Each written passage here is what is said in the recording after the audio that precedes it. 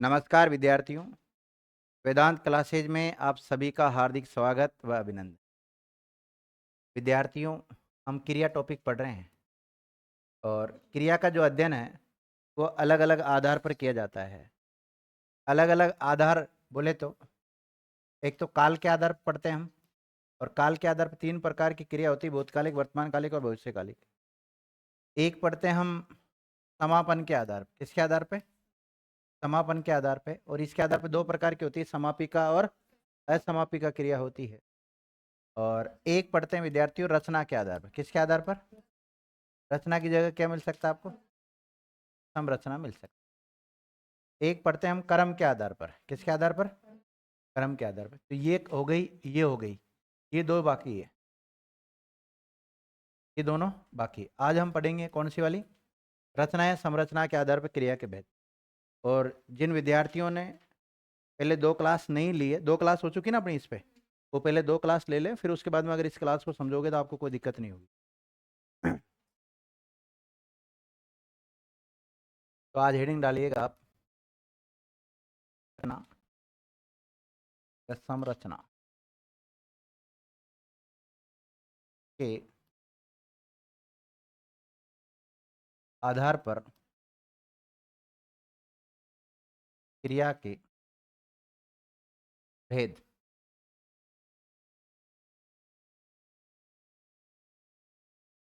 क्रिया के भेद लिख लिया? अब पहले नाम नाम लिख लेते हैं, फिर एक एक को पढ़ेंगे, है ना? और जिन्होंने चार्ट बना रखा है उनको तो नाम लिखने की भी आवश्यकता नहीं है। देखो, एक तो पढ़ेंगे विद्यार्थियों सामान्य क्रिया। कौन सी क्रिया पढ़ेंगे हम? सामान्य क्रिया। या उस दिन जो आपने चार्ट बनाया था उसमें कोई अशुद्धि हो तो उसको शुद्ध कर लेना आज। एक तो सामान्य क्रिया पढ़ेंगे। एक पढ़ेंगे विद्यार्थियों संयुक्त क्रिया। कौन सी क्रिया? संयुक्त क्रिया। और संयुक्त क्रिया को ही हम कहते हैं यौगिक यौगिक क्रिया। और यौगिक क्रिया को 2 भागों में बांट लेते हैं। एक तो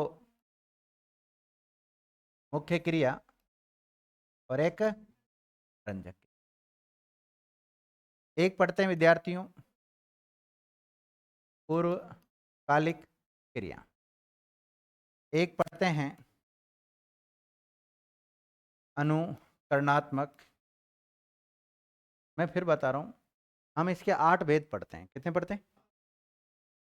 एग्जामिनर को नहीं पूछना चाहिए क्योंकि इनकी संख्या फिक्स नहीं है कि 7 है, 6 है, 8 है। हम अधिकतम कितने लिखाते हैं? आपको 8 लिखाते हैं। कई एग्जाम में, अभी मैंने कुछ एग्जाम में देखे क्वेश्चन, तो उसने पूछ लिया रचना या संरचना के आधार पर क्रिया के भेद कितने होते हैं, तो उन्होंने कितने माने? 8 माने। कितने माने? जो कि एक निरर्थक आंसर है, वो होते ही नहीं है। इनका कहीं पर भी किसी ऑथेंटिक बुक में ये नहीं लिखा हुआ है कि 8 इसके उपभेद होते हैं। लेकिन उन्होंने मान लिया, कोई किताब पढ़ी होगी और किताब में देखा होगा भाई 8 लिखे हुए हैं, तो 8 के 8 पूछ लिए उसने। देखो, अनुकरणात्मक होगी। एक पढ़ते हैं हम प्रेरणार्थक क्रिया। कौन सी क्रिया? प्रेरणार्थक। और प्रेरणार्थक क्रिया के 2 उपभेद होते हैं। प्रथम प्रेरणार्थक क्रिया और द्वितीय प्रेरणार्थक। एक पढ़ते हैं हम नाम धातु क्रिया। कौन सी क्रिया? नाम धातु क्रिया। एक पढ़ते हैं हम सजातीय क्रिया। देखा होगा आपने, मैं कभी भी इस पर क्रम नहीं डालता हूँ 1 2 3 4, क्योंकि इनकी संख्या फिक्स नहीं। मैंने एक बार 8 डाल दिया तो आप 8 रटने लग जाओगे। सजातीय क्रिया। कौन सी क्रिया? सजातीय क्रिया। और एक होती है सहायक क्रिया। इस सहायक को कभी कभी हम अपनी क्रिया भी कहते हैं। क्यों कहते हैं वो आगे हम चल सकते हैं। ये क्रियाएं पढ़नी हमें किसके आधार पे? रचना या संरचना के आधार पे क्रिया के भेद। आपको विद्यार्थियों, कुछ वैयाकरणों का कहना है कि सामान्य क्रिया तो होती ही नहीं है। भाई जब आप क्रिया टॉपिक पढ़ रहे हो और एक सामान्य भेद कर रहे हो तो गलत है, उसका भेद नहीं करना चाहिए। लेकिन कुछ कहते हैं भाई इसको भेद हम मानेंगे, और फिर अगर जो नहीं मानते फिर उनके अनुसार 7 ही बची। बची कि नहीं बची? 7।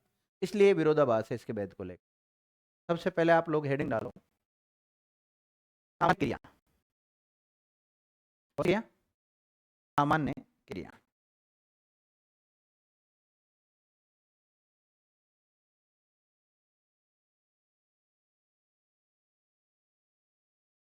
सामान्य क्रिया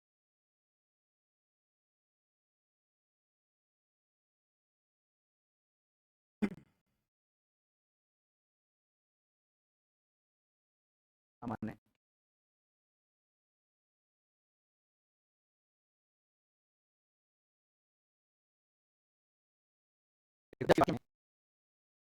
क्रिया प्रयोग, जब किसी वाक्य में क्रिया का प्रयोग के सामान्य रूप में होता हो उसके सामान्य रूप में होता हो तो उसे सामान्य क्रिया कहते हैं।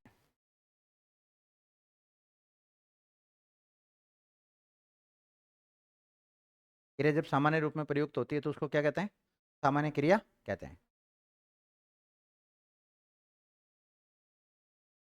एक परिभाषा तो ये लिख लो आप इसकी।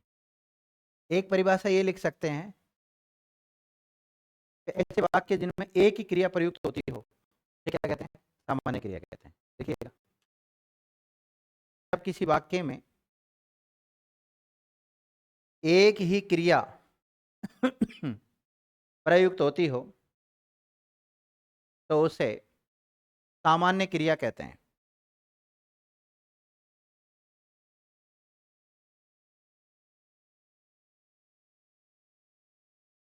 इसे क्या कहते हैं?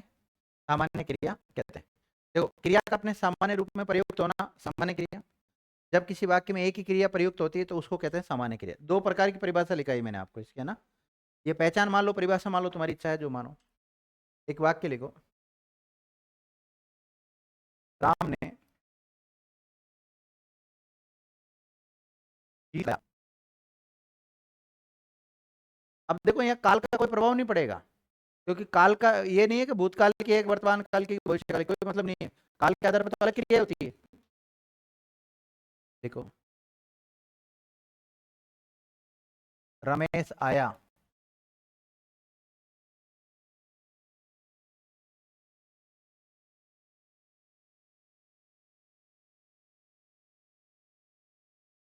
गया, गया क्रिया कौन सी है? सामान्य, संयुक्त, या फिर जो भी अनुकरणात्मक पूर्वकल। जैसे राम ने गीत गाया, ये थोड़ी देगा अकर्मक है एक सकर्मक है। वो रचना है संरचना के आधार पर देगा, मतलब विकल्प के ऊपर डिपेंड करेगा। सीता विद्यालय गई,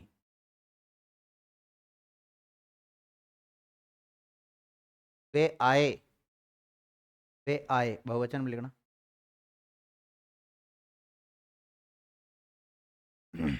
राम नहाया, नहाया को रेखांकित कर लो।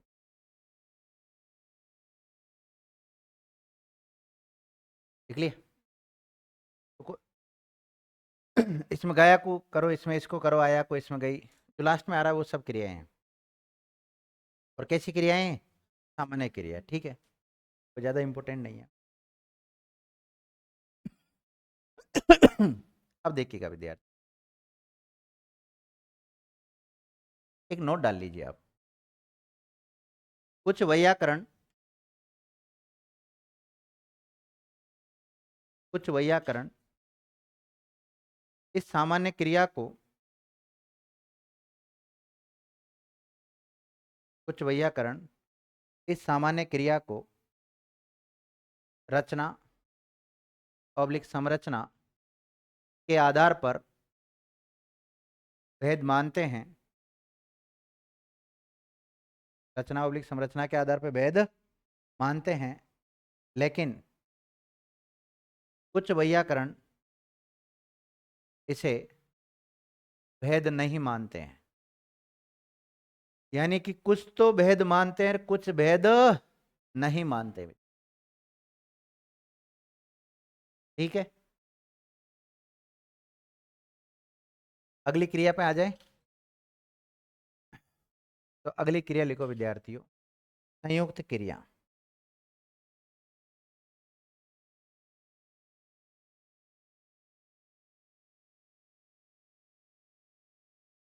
संयुक्त क्रिया, संयुक्त क्रिया। तो इसका मतलब इसमें जॉइंट हो रहा है, वर्ब जो होती है वो, क्रिया जो होती है वो क्या हो रही है, आपस में मिल रही है। जब दो या दो से अधिक अलग अलग क्रियाएं एक क्रिया की भांति प्रयुक्त होती हो तो उन्हें क्या कहते हैं, संयुक्त क्रिया कहते हैं। या दो या दो से अधिक क्रियाएं मिलकर एक क्रिया की भांति प्रयुक्त होती हो तो उसे क्या कहते हैं, क्रिया कहते हैं। कोई सी परिभाषा लिख सकते हैं, सबसे पहले परिभाषा लिखो आप। जहां दो या दो से अधिक, जहां दो या दो से अधिक अलग अलग क्रियाएं, जहां दो या दो से अधिक अलग अलग क्रियाएं एक क्रिया की भांति प्रयुक्त होती हो, अलग अलग क्रिया एक क्रिया की भांति प्रयुक्त होती हो, उन्हें संयुक्त क्रिया कहते हैं।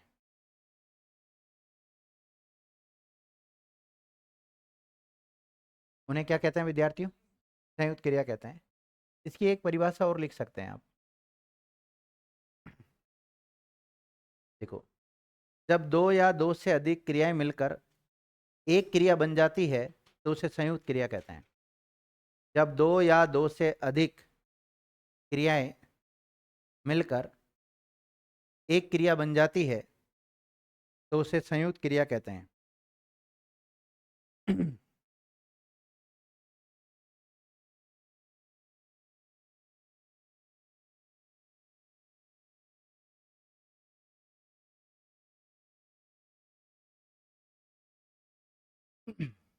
नोट, संयुक्त क्रिया को ही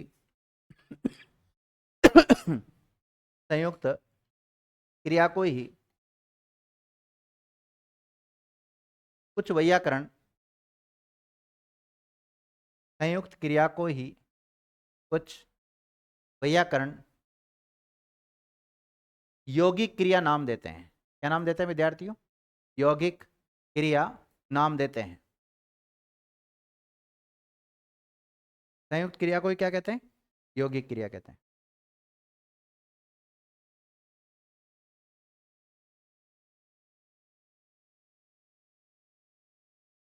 देखो, ये यौगिक क्रिया दो प्रकार की होती है।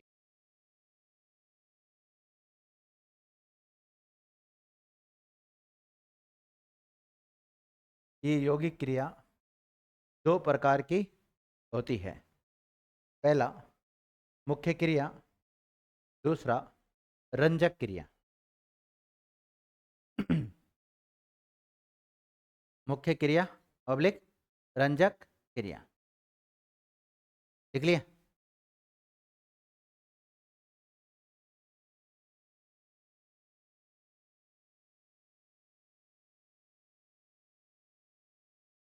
खाना है मान लेना ना, खाना बना क्या। देखो विद्यार्थियों, ये दो क्रिया आ रही है यहाँ पर, बनाना और लेना, दो क्रिया आ रही है। यहाँ बनाना जो क्रिया है ना, ये तो कैसी क्रिया है, मुख्य क्रिया। और लिया क्या है यहाँ पर, रंजक क्रिया।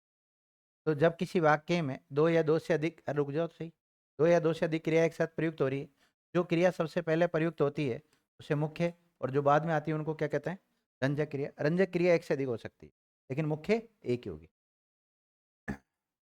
लिखिएगा,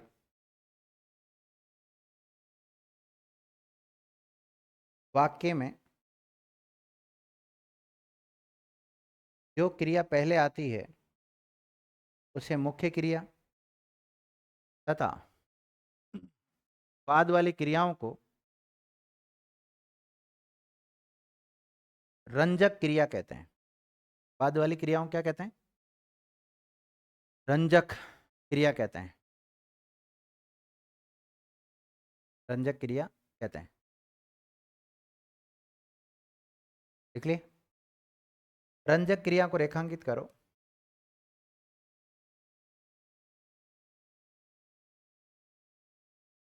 देखिएगा, रंजक क्रिया भी सहायक क्रिया की भांति प्रयुक्त होती है।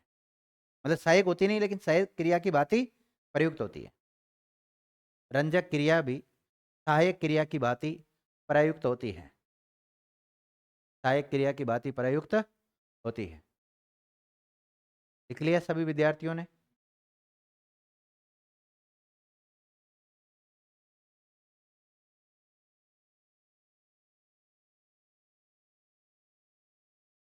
तो आप कौन सी क्रिया पढ़ रहे हैं? संयुक्त क्रिया पढ़ रहे हैं ना? तो संयुक्त क्रिया को क्या कहते हैं?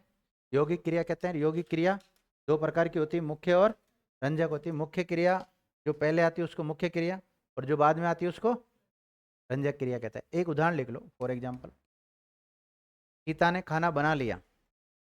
जैसे मैं बोलूँ वैसे लिखना, पहले वाक्य लिखे आप। सीता ने खाना बना लिया। सीता ने खाना बना लिया। लिख लिया? बना लिया को रेखांकित करो पूरे को। बना लिया को रेखांकित करिएगा। ये संयुक्त क्रिया है। कैसी क्रिया है? संयुक्त क्रिया है। लिखो संयुक्त क्रिया ब्रैकेट में। कैसी क्रिया है? संयुक्त क्रिया है। और संयुक्त के ब्रैकेट में क्या लिखोगे? यौगिक। ठीक है, लेकिन वो रेखांकित करके दे दें कि इसमें मुख्य क्रिया कौन सी, रंजक कौन सी है। तो जो पहले आई है वो कौन सी चल जाएगी? मुख्य। और लिया कौन सी चल जाएगी? रंजक। इनको और इंडिकेट करो आप। तीर का निशान लगा के लिखो इसमें। बनाना क्रिया कौन सी है यहाँ पर? मुख्य क्रिया। और लिया कौन सी है? रंजक क्रिया। इस वाक्य से आपके चार क्रियाओं के कंसेप्ट क्लियर होना चाहिए। चार बोले तो संयुक्त क्रिया, यौगिक क्रिया, मुख्य क्रिया और रंजक क्रिया। पहले संयुक्त होगी, मुख्य और रंजक बनने से पहले क्या है वो? संयुक्त। ध्यान रखना। संयुक्त क्रिया किसको कहते हैं? जब दो या दो से अधिक क्रियाएं मिलकर एक क्रिया की भांति प्रयुक्त होती है, उसे क्या कहते हैं? संयुक्त क्रिया कहते हैं। अलग अलग क्रिया देखो, बनाना क्रिया अलग है, लेना क्रिया अलग है। ये बनाना है, ये लेना है। ठीक है। अभी मैं ज्यादा उदाहरण नहीं लिखा रहा हूँ, थोड़ी देर बाद में लिखाऊंगा और उदाहरण। हालांकि एग्जाम में नहीं पूछे जाते हैं, लेकिन इस संयुक्त क्रिया के भी उपभेद है विद्यार्थियों।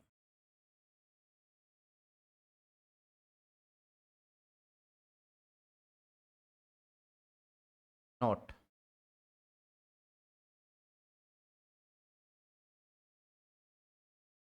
अर्थ की दृष्टि से संयुक्त क्रिया के भी उपभेद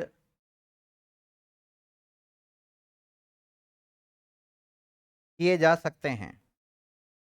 उपभेद किए जा सकते हैं। जैसे पहला लिखो, आरंभ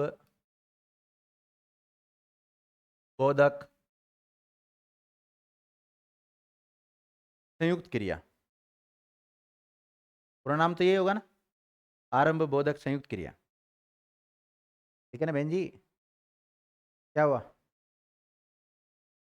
नहीं, पहले एक एक को लिखना, एक एक के बारे में हाथों हाथ लिखा था। चलो,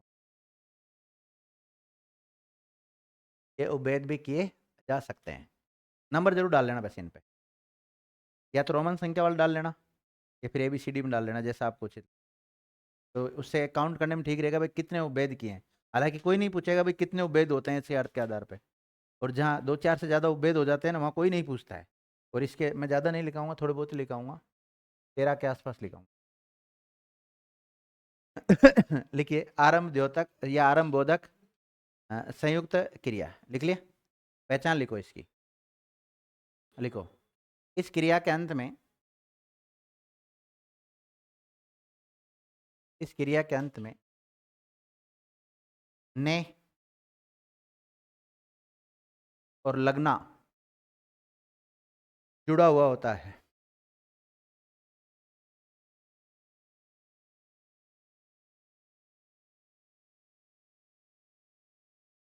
ने और लगना जुड़ा हुआ होता है। जैसे पानी बरसने लगा। जैसे पानी बरसने लगा। अब मेरी बात सुनो, पानी बरसने लगा, कार्य की शुरुआत होगी। आरंभ का बोध करा रहा है, करा रहा है कि नहीं करा रहा? अब पानी बरसने लगा, तो बरसना और लगना दो अलग अलग क्रियाएं हैं। इस संयुक्त क्रिया का उदाहरण जाएगा कि नहीं जाएगा? यौगिक में जाएगा कि नहीं जाएगा? यौगिक में जाएगा तो मुख्य कौन सी है, और लगना क्या है? संजय क्रिया। और वैसे संयुक्त क्रिया के उपभेदों में जाके पूछ ले कि कौन से में जाएगी ये, आरंभ बोधक में जाएगी ध्यान। ठीक है। दूसरा दूसरा इसका उपभेद लिखो विद्यार्थियों, समाप्ति बोधक।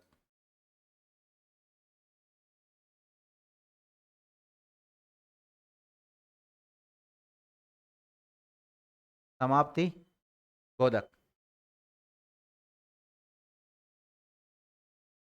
लिख लिया? देखो, अब देखो इस पता ही लग रहा सबसे, तो क्रिया किसका बोध कराएगी? समापन का बोध कराएगी, ध्यान रखना। और जो भी क्रियांश होगा या धातु, जो भी क्रिया होगी उसके अंत में क्या आएगा विद्यार्थियों? चुकना धातु आएगी या चुकना क्रिया आएगी। क्रिया के बाद में क्या जुड़ा होगा? चुकना। एक क्रिया होती है ना चुकना, जैसे वह पढ़ चुका, तो चुकना क्रिया से चुका बना, ध्यान रखना। इसका उदाहरण लिख लो एक, वह पढ़ चुका। पहचान क्या हो जाएगी इसकी? क्रिया प्लस चुकना, ये तो पहचान होगी। और उदाहरण क्या हो जाएगा? वह पढ़ चुका, सीता खा चुकी।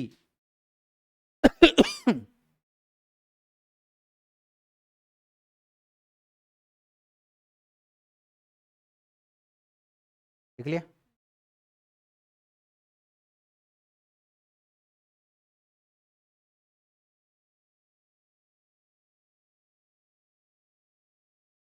अब विद्यार्थियों इतने क्रिया के भेद कौन पढ़ता है? पढ़ता है कोई इतना? ज्यादा ज्यादा अकर्मक और सकर्मक पढ़ लो। अब पढ़ो तो सही अब की बार, शायद इस बार ज्यादा पढ़ा रहा हूँ पिछली बार। क्या क्या पढ़ाया था पिछली बार? ये पढ़ाया था क्या तुम्हें? तो इसकी फर्स्ट बार में पढ़ाया था, सेकंड बार में नहीं पढ़ाया यूँ?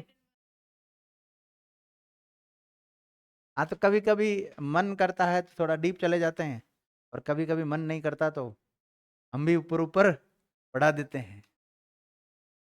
हाँ, सभी खुश। हाँ।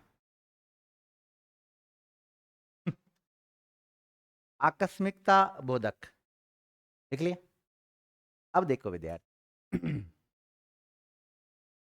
आकस्मिकता बोधक में क्या होता है? अचानक। आकस्मिकता किसका बोध कराता है विद्यार्थियों? अचानक का बोध कराता है। मतलब ऐसी संयुक्त क्रिया जो आकस्मिकता का बोध कराएगी उसको क्या बोलेंगे? आकस्मिकता बोधक बोलेंगे। पहचान लिखो तुम तो डायरेक्ट इसकी। क्रिया के बाद में उठना, बैठना, पढ़ना, गिरना होता है, पढ़ना इत्यादि आता है।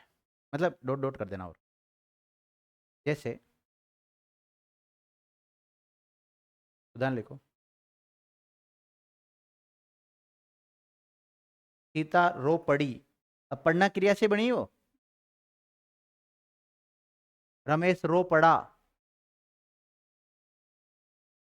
रो पड़ा क्रिया के बाद में पढ़ना आ रही है, ध्यान रखना। वह कह उठा, कहकर उठने के लिए आता ना, वह कह उठा। कह मतलब कहना, और उठा मतलब उठना। देख लिया? देखो, वह चल बेटा, मतलब चल के दूसरी जगह बैठ गया, कहने का मतलब ये है ना। दो क्रिया तो आ रही ना, चलना और बैठना आ गई ना, दोनों क्रिया। तो पहचान आ गई ना अपने पास, कुल मिला के बात ये है।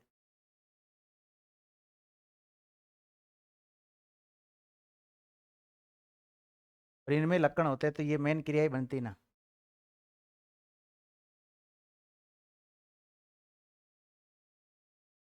जो किसी के उपभेद बनती।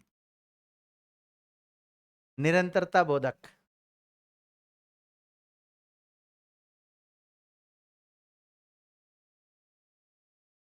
निरंतरता बोधक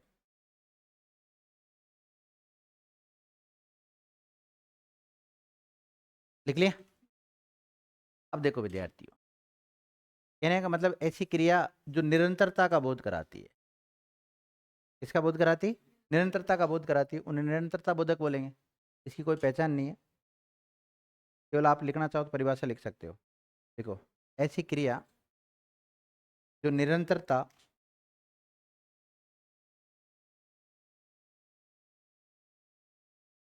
का बोध कराती हो,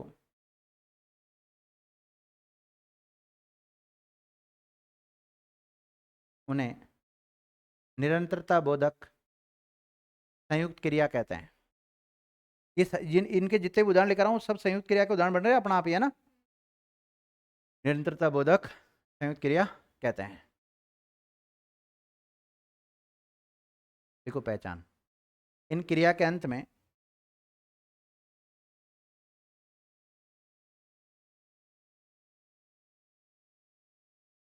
रहना ऑब्लिक जाना आता है। जैसे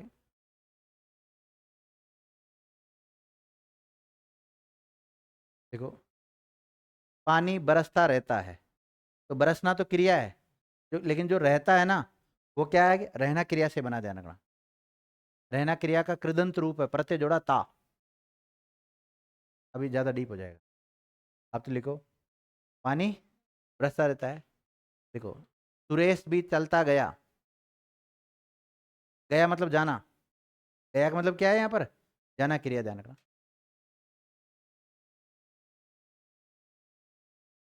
चेतना बहुत बोलती रहती है, चेतना बहुत बोलती रहती है, तो बोलना तो मुख्य क्रिया हो गया, और रहती क्या है, उसकी पहचान। तो देखो क्रिया के बाद में रहना और जाना आ रहा है,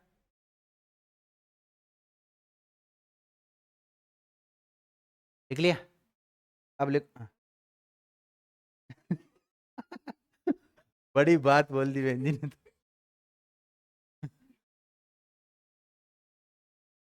लिखो, नहीं, नहीं, रेणु का लिख लो। रेणु हमेशा हंसती रहती है,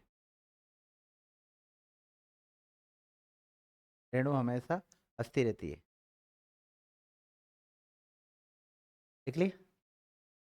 खुश बहन जी।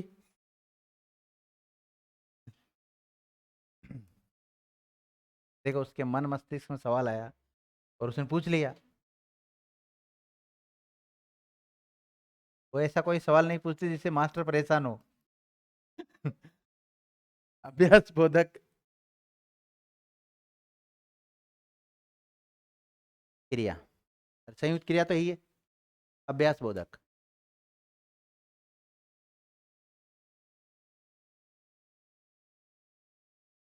देखो, क्रिया के अंत में करना आता है,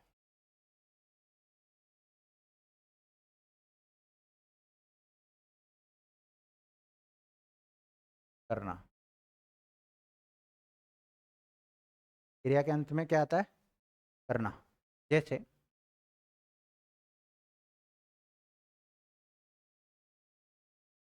सीता पत्र लिखा करती थी, सीता पत्र लिखा करती थी। तो देखो लिखना तो मुख्य क्रिया हो गया, और करती थी ये इसके करना क्रिया से बना देना।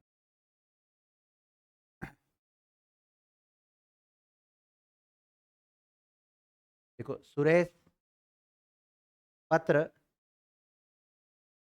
पढ़ा करता था, पढ़ा करता था, तो पढ़ना तो क्रिया हो गया, और करता था क्या हो जाएगा, उसकी पहचान। देख लिया।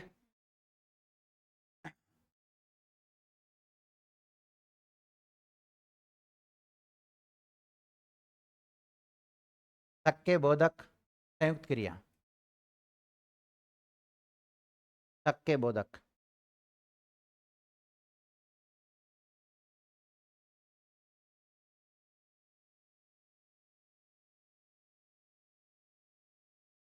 पहचान लिखो।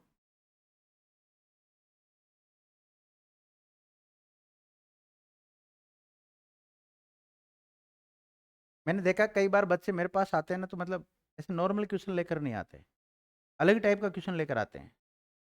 अब या तो उनको लगता है मास्टर फ्री है, और या फिर उनको विश्वास है भाई कहीं जवाब नहीं मिला तो यहाँ जवाब मिल जाएगा अपने। मैंने देखा है कई बार, चाहे वो बच्चा मेरा स्टूडेंट भी नहीं रहा ना, तब भी कई स्टूडेंट आते हैं मेरे पास, तो सर ये समस्या चल रही है, चाहे उनके जीवन को लेकर हो, चाहे पढ़ाई को लेकर हो, चाहे कोई भी बात हो कैसी भी। तो उनको पता है ये गुरुजी हल जरूर निकाल देंगे। और कई तो लवेरिया आते हैं, कभी कभी मन करता है कि इनके चाटे दूं पहले दो चार दो बाद में निकालू सोल्यूशन। तो निकले सक्के बोधक, उदाहरण लिखाया था कि इसका क्या लिखा आपने इसके बारे में? ठीक है लिखो। सीता तुम जा सकते हो, जा सकती हो, ऐसे लिख लो सीता तुम जा सकती हो। तो देखो, जाना तो क्रिया हो गया, और सकना क्रिया से शक्ति बढ़ान। देखो, तुम पढ़ सकते हो, तुम पढ़ सकते हो, तो पढ़ना मुख्य क्रिया और सकना उसकी पहचान।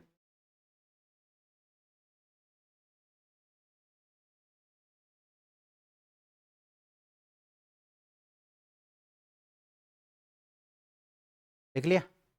लिखो, अवकाश बोधक संयुक्त क्रिया। अवकाश बोधक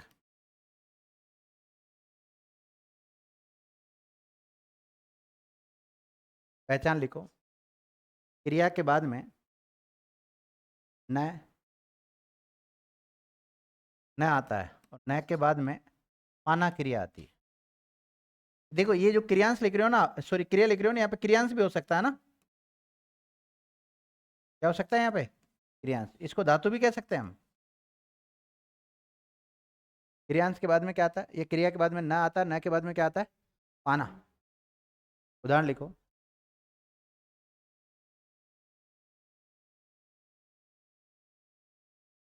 तुम, नहीं इसे लिखना, यह जाने न पाए, यह जाने न पाए।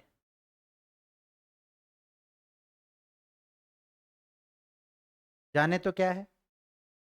क्रिया। और जो पाए है ना, वो पाना से बना है। और न तो क्या है? एक नकारात्मक, मतलब उसको रोकने के वो है, पद है, मतलब अव्यय पद है, या पूरक पद कह सकते हैं आप। लिख लिया? देखो, वह पढ़ने न पाए,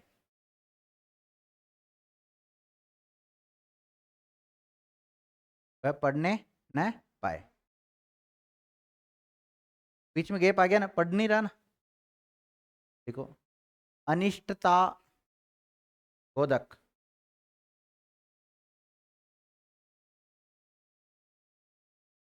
अनिष्टता बोधक संयुक्त क्रिया। और फिर बताता हूँ थोड़ा सा आपको। देखो, आप जब संयुक्त क्रिया पढ़ रहे हैं, तो अगर ये उपभेदों का आप अगर केवल इनके उदाहरण उदाहरण ले लेते हैं, स्किप भी कर देते हैं, तो चलेगा, कोई दिक्कत नहीं है ना। जैसे आप रिवीजन की दृष्टि से आप सोचो, तो हम आगे तक क्रिया तक कैसे पहुंचेंगे? आप संयुक्त में अटके रह जाओ, तो संयुक्त अगर इतना डीप समझ में नहीं आ रही ना, तो ऊपर ऊपर की बात, दो या दो से अधिक क्रिया मिलकर एक क्रिया की बात ही प्रयुक्त होती है, उसको संयुक्त क्रिया कहते हैं। संयुक्त क्रिया को क्या कहते हैं? यौगिक क्रिया। जो पहले क्रिया आती है उसको मुख्य, और बाद वाली को क्या कहते हैं? रंजक। यहाँ तक जाना ही नहीं अपने को। लेकिन जो बच्चा ऐसा की तैयारी कर रहा है, उसको थोड़ा डीप तैयारी करनी है ना। क्या लिखा है? देखो, जब क्रिया के अंत में खाना,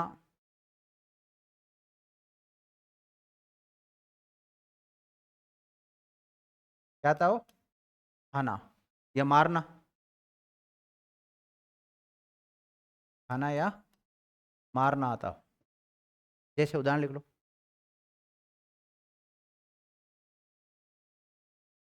कुत्ते ने काट खाया,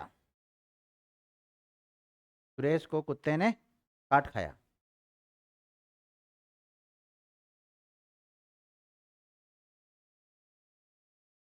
काट खाया लिख ली? देखो, काटना तो क्या है? मुख्य क्रिया। और खाया क्या है? रंजक क्रिया है। और यह फिर इसके अनुसार अनिश्चितता बोधक में जाएगा ही। देख लिया। और लिखो इच्छा बोधक।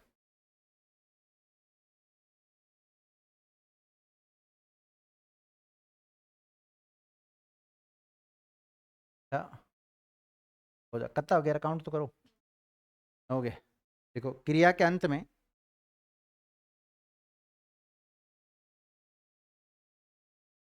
क्रिया के अंत में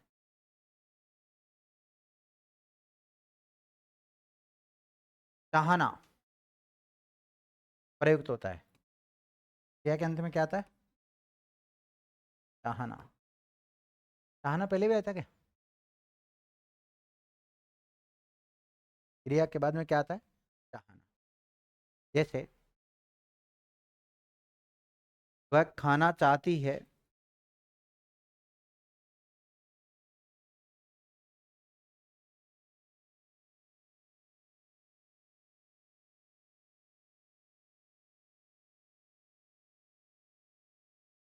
वह खाना चाहती है।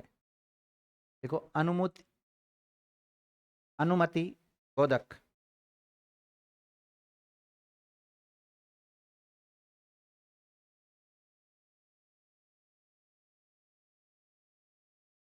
अनुमति बोधक। देखो क्रिया के बाद में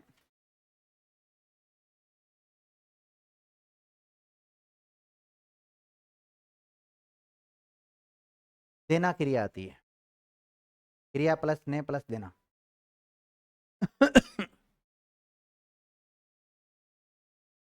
तो मुख्य रूप से तो देना क्रिया आती है उसके बाद में। लिखो उसे पढ़ने दो, से पढ़ने दो। तो दो का मतलब देना क्रिया है ये। देखो मुझे जाने दो, मुझे जाने दो।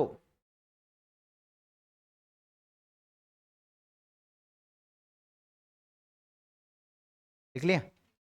अगला लिखो आवश्यकता बोधक।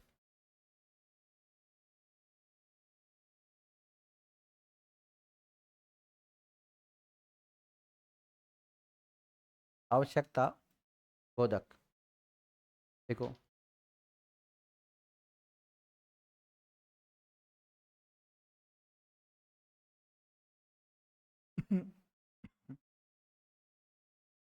देखो क्रियांश या धातु के बाद में ना आता है। क्या आता है? क्रियांश के बाद में ना आता है। ना के बाद में पढ़ना। क्या आता है? पढ़ना चाहिए या होना।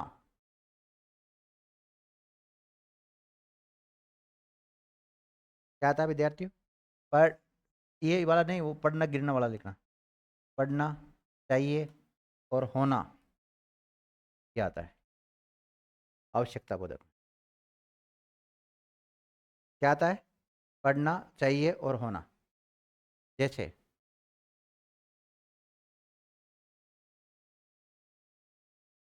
आपको ये काम करना पड़ेगा। आपको यह काम करना पड़ेगा। मुख्य क्रिया कौन सी? मुख्य क्रिया करना। और पड़ेगा क्या है? रंजक क्रिया है, सहायक क्रिया है ना वो तो।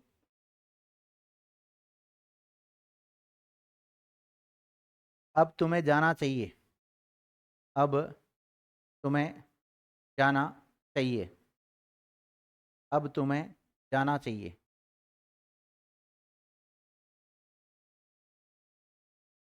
जाना मुख्य क्रिया हो गया। चाहिए मैंने पहचान बता दी आपको। और एक कौन सी लिखी आपने? देखो ये काम भी,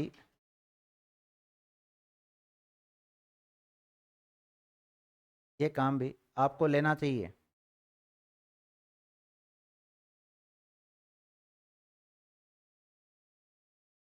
ये काम भी आपको लेना होगा।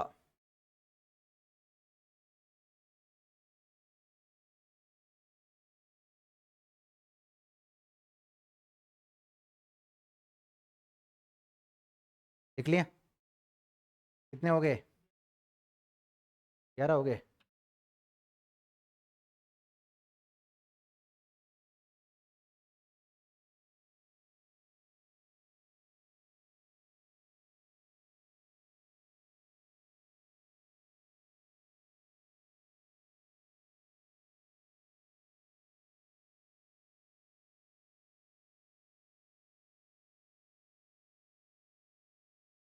अतिशय बोधक लिख लिया?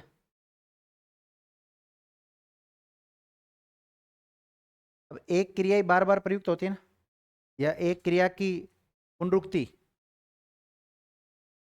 या पुनरावृत्ति, ये क्या कहलाती है विद्यार्थियों? अतिशय बोधक। लिखो, किसी क्रिया की पुनरावृत्ति ही अतिशय अतिशयता या अतिशय बोधक, अतिशयता बोधक क्रिया कहलाती है।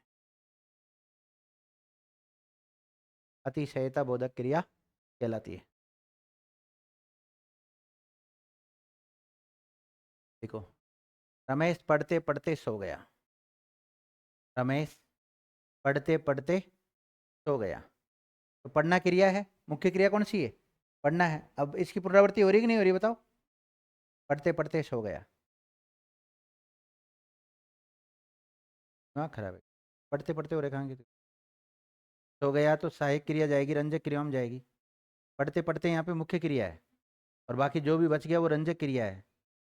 देखो, मैं बेटा बेटा थक गया। मैं बैठा बेटा थक गया, तो बैठना क्रिया की पुनरावृत्ति हो रही है ना। मैं बेटा बेटा थक गया, तो बैठा बेटा तो यहाँ मुख्य क्रिया हो जाएगा, और थक गया क्या हो जाएगा? रंजक क्रिया। और बैठा बेटा थक गया पूरे को रेखांकित करेंगे तो वो संयुक्त क्रिया है, और संयुक्त क्रिया में भी किस में जाएगी फिर? अतिशयता बोधक में जाएगी।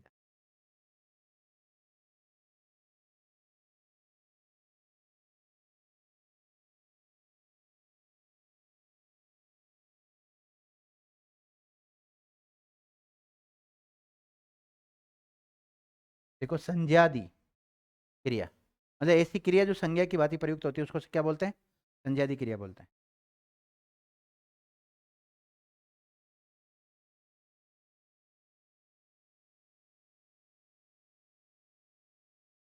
देख लिया? देखो, ऐसी संयुक्त क्रिया जो संज्ञा की भांति प्रयुक्त होती हो उन्हें संज्ञादि क्रिया कहते हैं। उन्हें संज्ञादि क्रिया कहते हैं।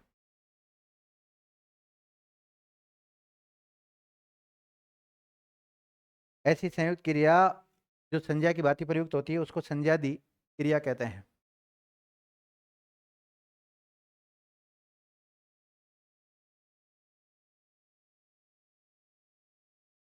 जैसे अपना बनाना, कॉमा, दूसरा वाक्य लिखो आदर करना, तीसरा भस्म होना, ढीला पड़ना। ये किसी न किसी वस्तु, व्यक्ति, स्थान के नाम पर आए हैं ना। ढीला पड़ना, लिख लिया? और अब आपको दिमाग लगाना ही नहीं है। देखिए, हम मुख्य रूप से क्या पढ़ रहे हैं? सामान्य क्रिया पढ़ रहे थे पहले, सामान्य क्रिया के बाद में संयुक्त क्रिया पढ़ रहे हैं विद्यार्थी। संयुक्त क्रिया के हम अर्थ के आधार पे कितने भेद कर देते हैं? 13 भेद कर देते हैं, और जो 13 भेद है वो मैंने आपको लिखा दिया। केवल अध्ययन की सुविधा की दृष्टि से आप इनको पढ़ सकते हैं, एग्जाम की दृष्टि से इतने ज़्यादा इंपॉर्टेंट नहीं है। छोटे एग्जाम में तो नहीं, बड़े एग्जाम में है। देख लिया? देखो, संयुक्त क्रिया के अन्य उदाहरण, संयुक्त क्रिया के अन्य उदाहरण, ये सारे उदाहरण एक एक दो दो लिखा है मैंने अपना आप ही, तो 15-20 उदाहरण तो वैसे हो गए आपके पास संयुक्त क्रिया के, हो गए ना? वो लिख लो। देखो, अचानक वह रोने लगा। अचानक वह रोने लगा। अचानक वह रोने लगा। रोने लगा को रेखांकित करो। ये कौन सी क्रिया है? संयुक्त क्रिया है। और इसमें मुख्य और रंजक को छाटो। रोना मुख्य है और लगा रंजक का, ध्यान रखना, लिखिएगा। सीता ने दूध पी लिया। सीता ने दूध पी लिया।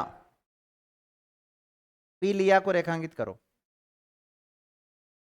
ये संयुक्त क्रिया है और मुख्य रंजक छाट लेना आप। वह पत्र लिखने लगा। वह पत्र लिखने लगा।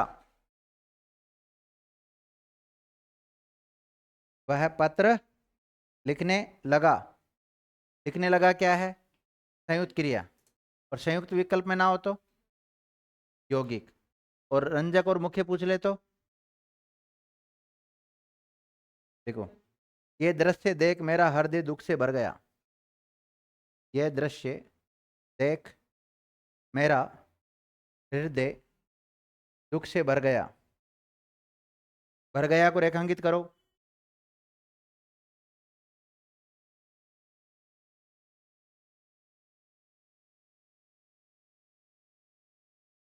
भर गया क्या है?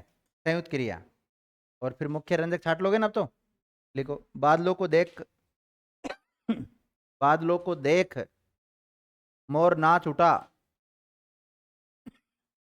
बादलों को देख मोर नाच उठा। नाच उठा को रेखांकित करो। लिख लिया? तुम्हारी बातें सुन मुझे हंसी आ गई।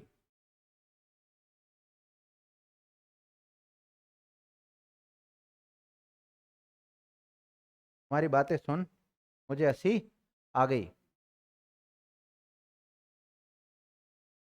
तो हंसी आ गई को रेखांकित कर लो।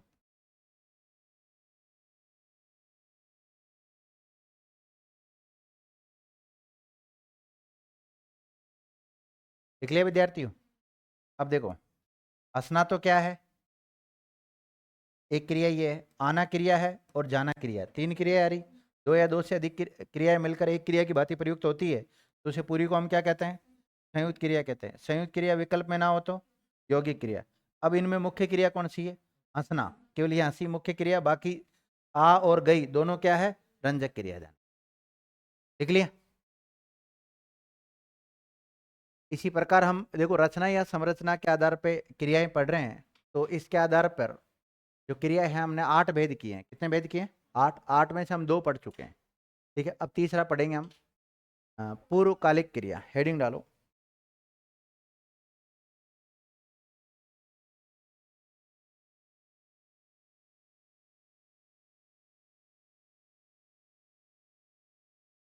पूर्वकालिक क्रिया।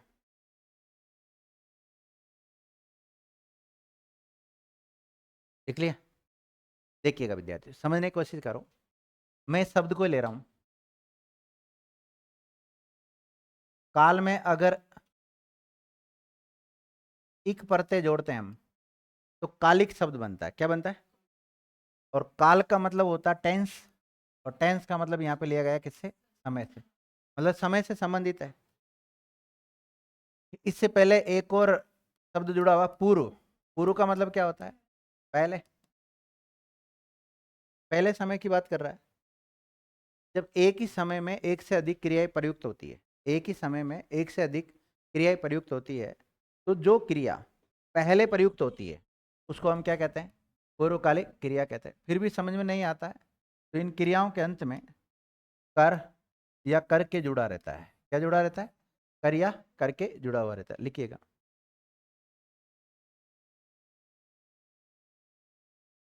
एक ही समय में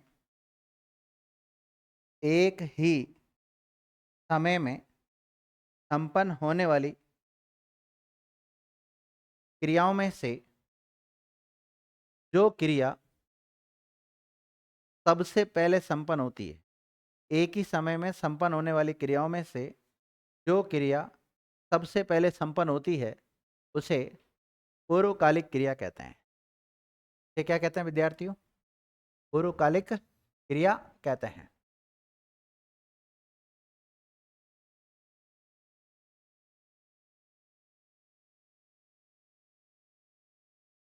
लिख लिया? पहचान लिखो। पूर्वकालिक क्रियाओं के अंत में कर ऑब्लिक करके जुड़ा हुआ होता है।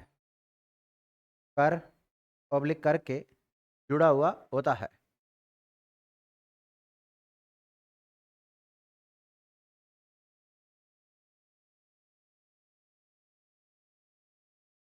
ये इंपॉर्टेंट बात है इसकी।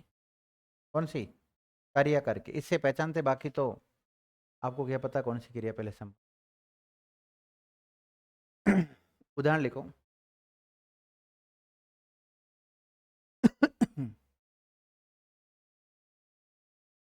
रेणु खाना खाकर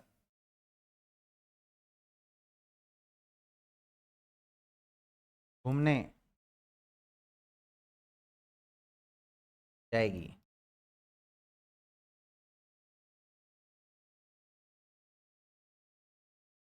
अब देखो, जाना भी क्रिया और घूमना भी क्रिया और खाना भी क्रिया है। तो सबसे पहले कौन सी क्रिया संपन्न हो रही? खाना क्रिया संपन्न हो रही है। इस ये पहले हो रही है और इसके अंत में क्या हो रहा है? तो दोनों पहचान लागू हो रही है ना। एक ही समय में संपन्न होने वाली क्रियाओं में से जो क्रिया सबसे पहले संपन्न होती है उसे पूर्वकालिक क्रिया कहते हैं, और उसके अंत में कर या कर के प्रत्यय जुड़ा हुआ होता है। तो यहाँ पर जो अपना आंसर जाएगा वो केवल किसको रेखांकित करें आप? खाकर को रेखांकित। लिखो, सीता दवाई खाकर सो गई।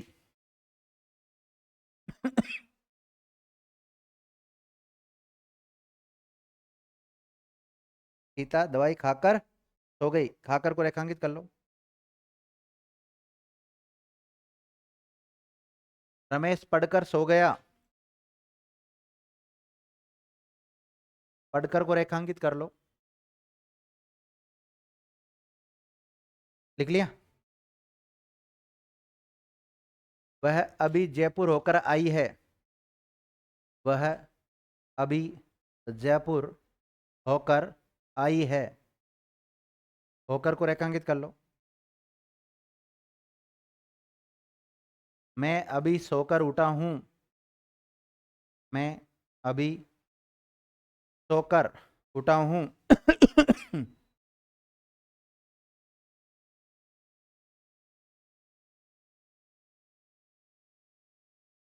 देखो,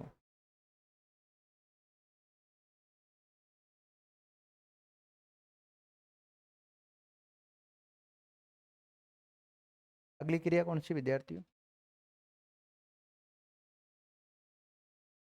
ये होगी पूर्वकालिक क्रिया आपकी। अब आप लिखें अनुकरणात्मक क्रिया। कौन सी क्रिया?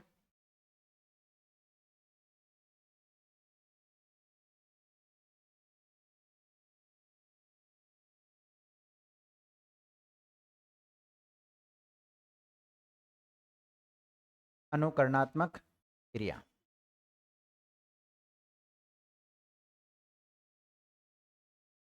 देखिएगा, अनुकरण का मतलब क्या होता है?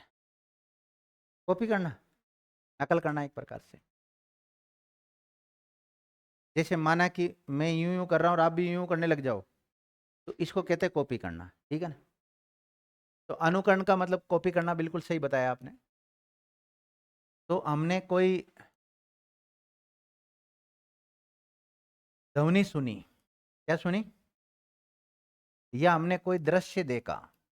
क्या देखा? दृश्य। चाहे किसी ध्वनि को हमने वास्तव में सुनी हो या केवल उस ध्वनि की कल्पना की हो।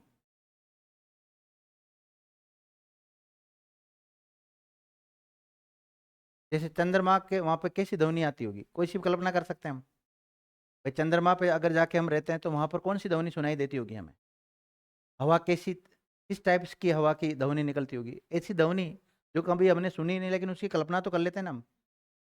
तो वास्तविक ऑब्लिक काल्पनिक ध्वनि या दृश्य के अनुकरण से जो क्रिया बनती है उस क्रिया को अनुकरणात्मक क्रिया कहते हैं। क्या कहते हैं? अनुकरणात्मक क्रिया कहते हैं। पहचान लिखो, लिखो।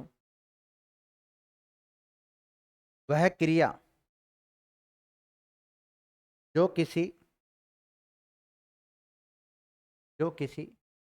वास्तविक,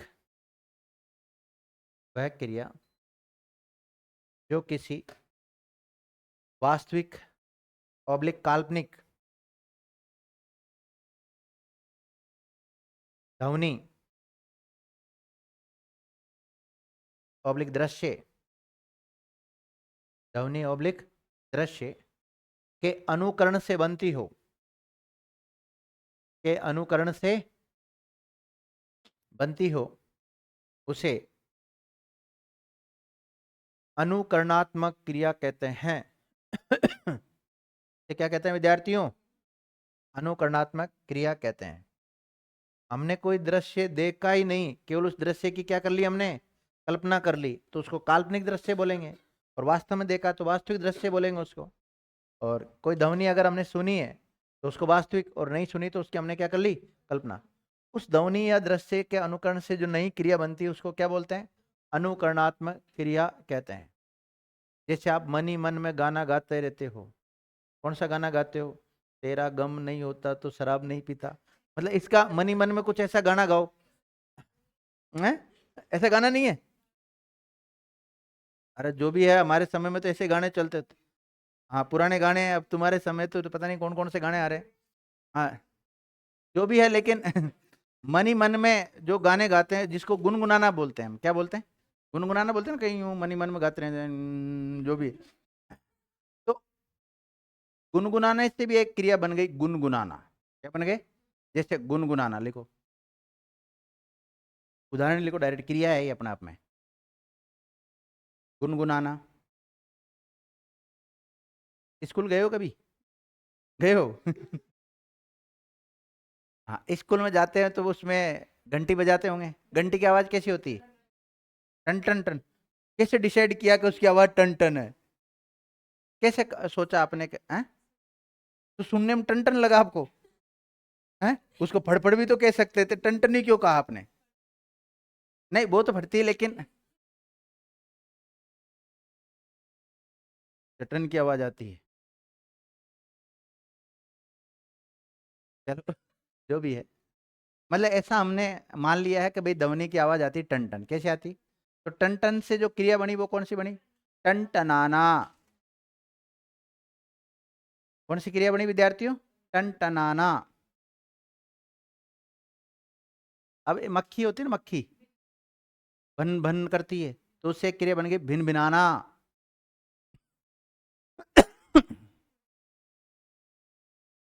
हाँ जैसे किसी को शाबाश देते हैं, पीठ को थपथपाते हैं उसके, तो उससे क्रिया बनी थपथपाना।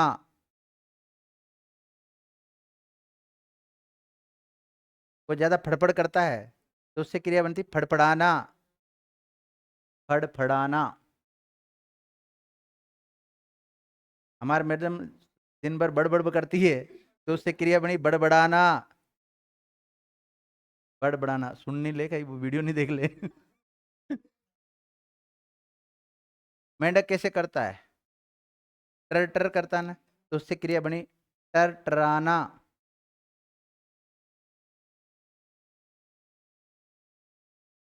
कई कान में बोलते धीरे धीरे फुसफुस। फुसफुसाना।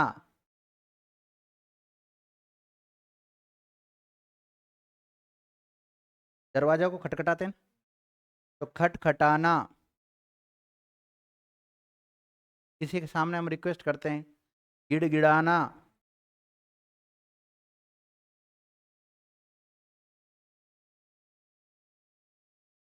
हिन हिनाना।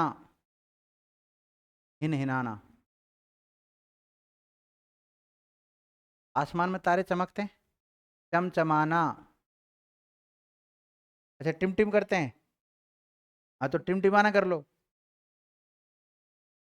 बिजली चमकती होगी तो लिख लिया। जगमगाना, लाइट होती है ना, लाइटों का जो होता है जगमगाना।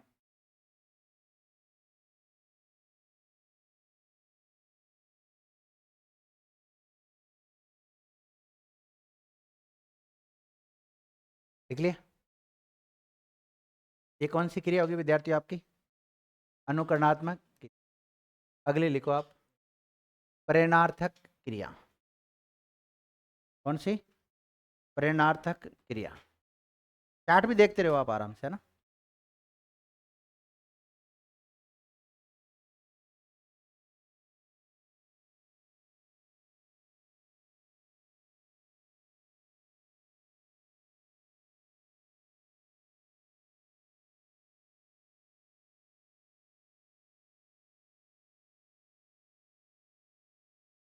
प्रेरणार्थक क्रिया कितने प्रकार की होती है?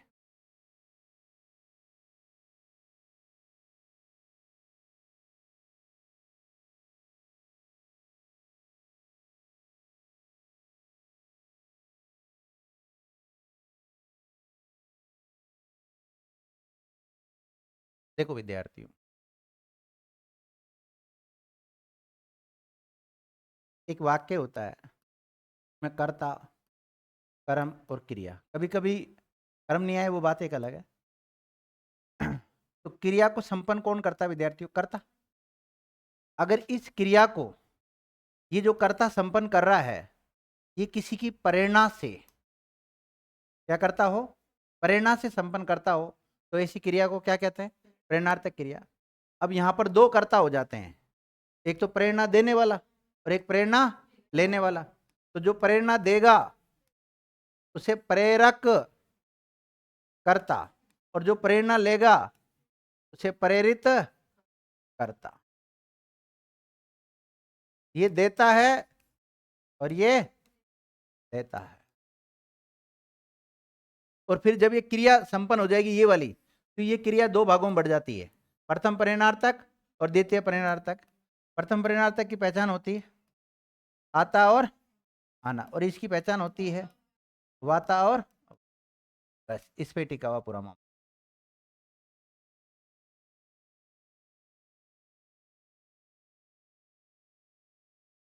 जैसे पढ़ना क्रिया है, तो यहाँ क्या बनेगा?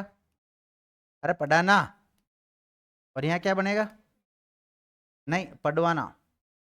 और अगर जैसे पढ़ता क्रिया है, तो फिर बनेगा पढ़ाता।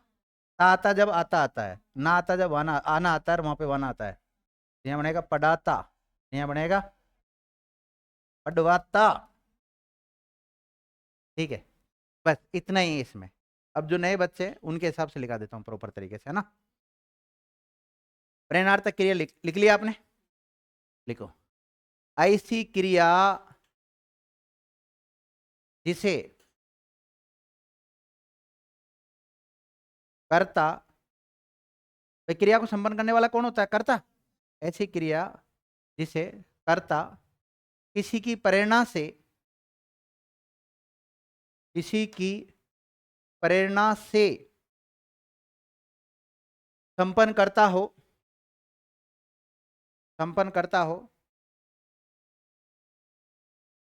उस क्रिया को प्रेरणार्थक क्रिया कहते हैं। उस क्रिया को प्रेरणार्थक क्रिया कहते हैं। उस क्रिया को क्या कहते हैं विद्यार्थियों? प्रेरणार्थक क्रिया कहते हैं। नोट।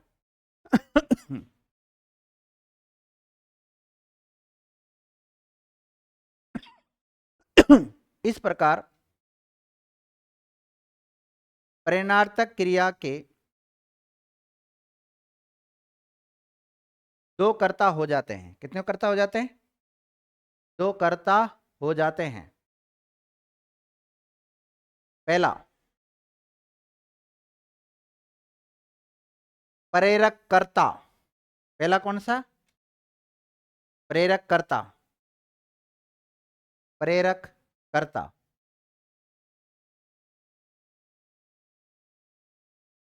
लिख लिया? और इसके बारे में लिखो, ये प्रेरणा देता है। प्रेरक कर्ता क्या करता है? प्रेरणा देता है। पहला लिखना प्रेरक कर्ता, और इसके बारे में लिखो ये प्रेरणा देता है। ये प्रेरणा देता है। दूसरा लिखना विद्यार्थियों प्रेरित कर्ता। दूसरा क्या लिखोगे? प्रेरित कर्ता। और इसके बारे में क्या लिखोगे? ये प्रेरणा लेता है।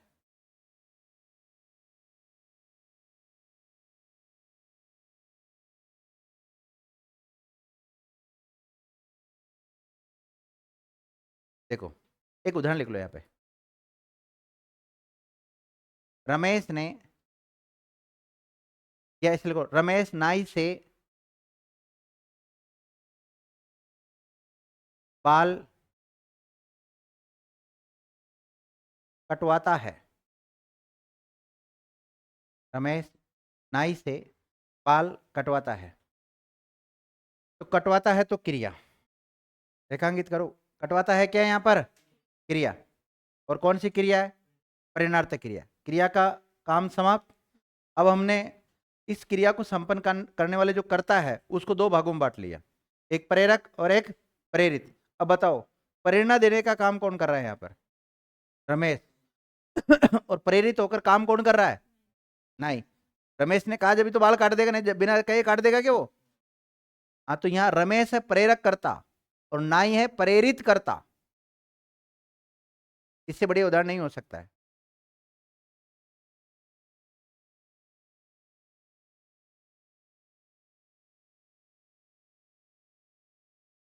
लिख लिया? अब देखो ये प्रेरणार्थक क्रिया को दो भागों में बांटा गया है। यह प्रेरणार्थक क्रिया के दो उपभेद होते हैं। दो कौन से? प्रथम प्रेरणार्थक और द्वितीय प्रेरणार्थक। लिखो आगे। प्रेरणार्थक क्रिया दो प्रकार की होती है। प्रेरणार्थक क्रिया दो प्रकार की होती है। पहला प्रथम प्रेरणार्थक, दूसरा द्वितीय प्रेरणार्थक।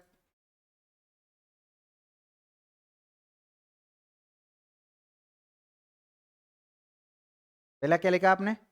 प्रथम प्रेरणार्थक क्रिया, दूसरा द्वितीय प्रेरणार्थक क्रिया। प्रथम प्रेरणार्थक क्रिया की पहचान लिख लो विद्यार्थियों। क्रिया के अंत में आता ओब्लिक आना प्रत्यय जुड़ा रहता है। कौन सा? प्रथम प्रेरणार्थक की पहचान क्या है? क्रिया के अंत में क्या आएगा बोलो? आता प्रत्यय, नहीं तो कौन सा? आना प्रत्यय। और द्वितीय प्रेरणार्थक की पहचान क्या है? वाता प्रत्यय आएगा, नहीं तो फिर वाना प्रत्यय आएगा। द्वितीय प्रेरणार्थक में क्रिया के अंत में क्या आता है? वाता या वाना। और प्रथम में आता या आना। दोनों की पहचान लिख ली? ऊपर वाला जो वाक्य लिखा था आपने, रमेश नाई से बाल कटवाता है, कटवाता है, कटवाता है।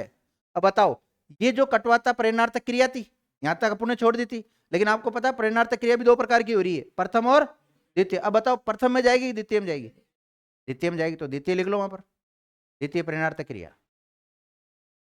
और कर्ता देख लिया आपने। तो इन प्रेरणार्थक क्रियाओं के दो कर्ता होते हैं, एक प्रेरक कर्ता और एक प्रेरित कर्ता। प्रेरणार्थक क्रिया दो प्रकार की होती है, प्रथम प्रेरणार्थक और द्वितीय प्रेरणार्थक। थोड़ा सा समझने की कोशिश करना। क्रिया तो दो प्रकार की, प्रथम और द्वितीय, लेकिन इस क्रिया को संपन्न करने वाला कर्ता कहलाता है। क्या कहलाता है? कर्ता। और कर्ता दो प्रकार का होता है यहां पर, एक प्रेरक और एक प्रेरित। प्रेरक कर्ता कौन? जो प्रेरणा देता है, और जो प्रेरणा लेता है उसको क्या बोलते हैं? प्रेरित करता। एक वाक्य और लिखो।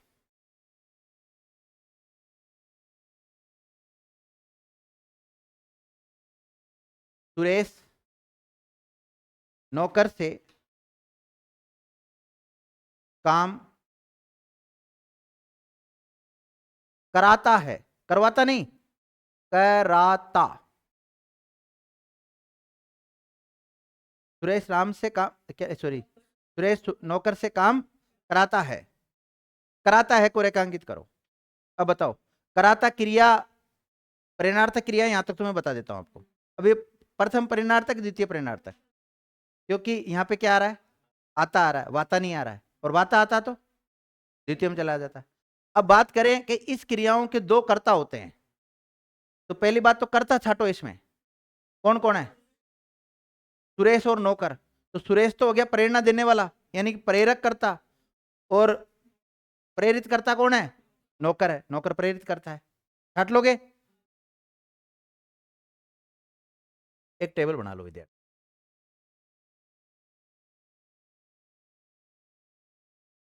सामान्य क्रिया,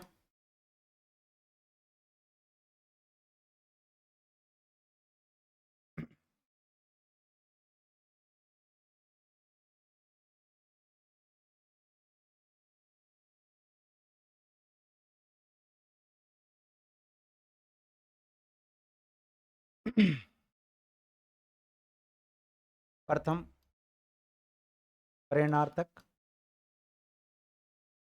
क्रिया, द्वितीय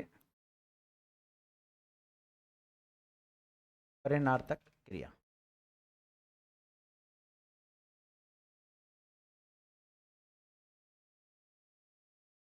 अब देखो, प्रथम प्रेरणार्थक की पहचान क्या है? आता और आना प्रत्यय जुड़ा रहता है, और द्वितीय की वाता और वाना प्रत्यय जुड़ा रहता है विद्यार्थी। तो जैसे अपने पास पढ़ना क्रिया है, कौन सा? पढ़ना क्रिया विद्यार्थियों।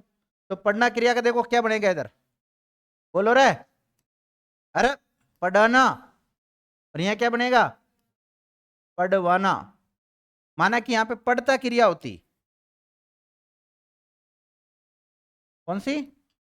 पढ़ता क्रिया होती, सामान्य क्रिया। तो इसका प्रथम प्रेरणार्थक क्या बनता? पढ़ाता।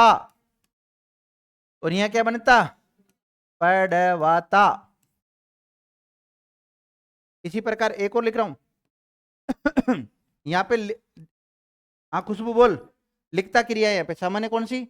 यहाँ क्या बनेगा? जोर से बोलो, बोल जल्दी। लिखवाता, लिखाता। इधर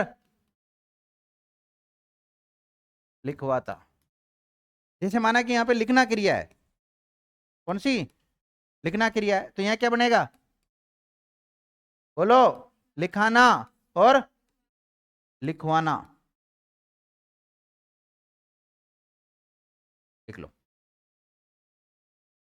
बना लो जल्दी। बना लिया?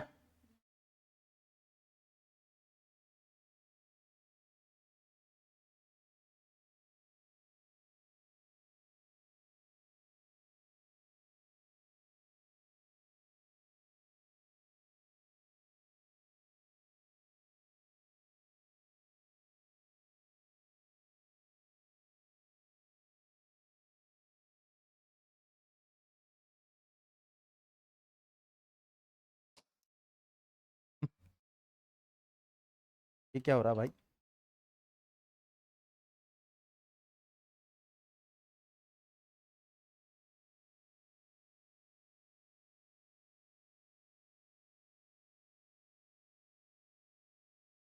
देख लिया? अब देखो, हाँ लिखा नहीं था क्या? तो आपको सब तो मैंने बता ही दिया ना। इधर तो पढ़ना, पढ़ता, लिखना, लिखता। हाँ बनाओ, जल्दी बनाओ।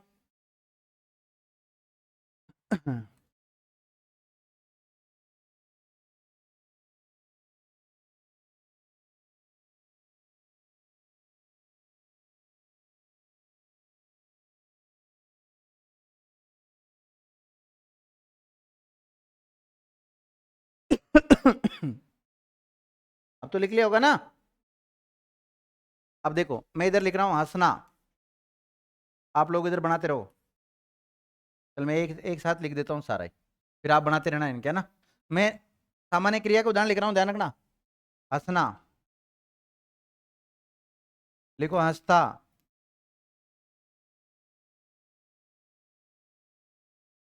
लिखो दौड़ना, लिखो दौड़ता। लिखो भागना, लिखो भागता। चलना थोड़ी लिखाया था, चलना। लिखो चलता।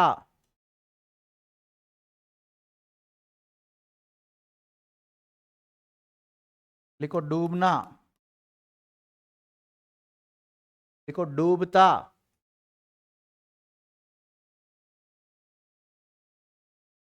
लिखो बोलना, लिखो बोलता,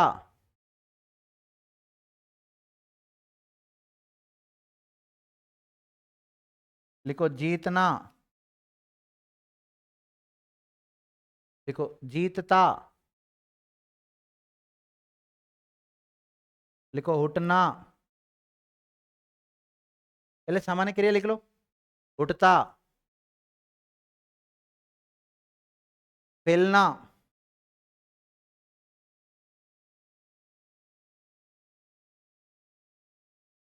फैलता, ओढ़ना,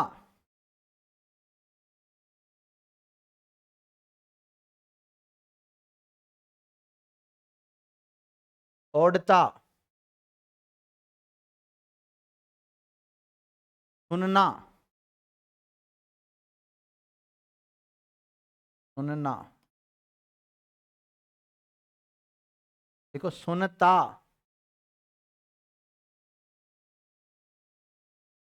लिख लिया यहां तक सबने?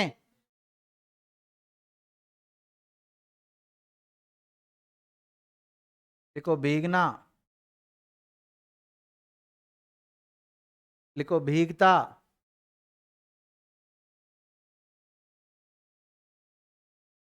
लिखो चमकना, लिखो चमकता,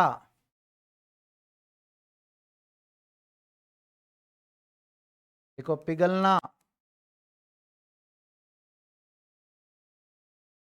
लिखो पिघलता, बदलना,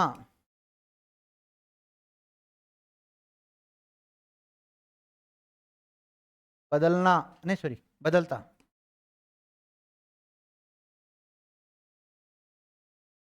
समझना,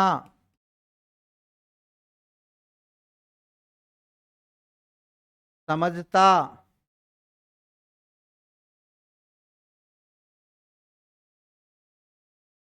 लिख लिया?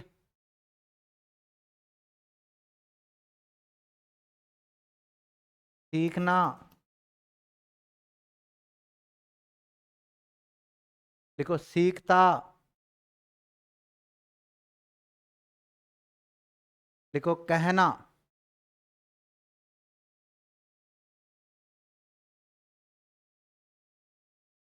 लिखो कहता,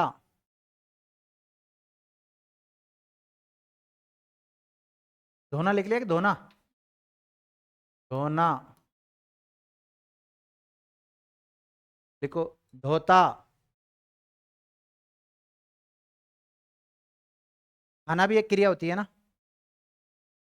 खाना, और अगर ता लगाओगे तो खाता,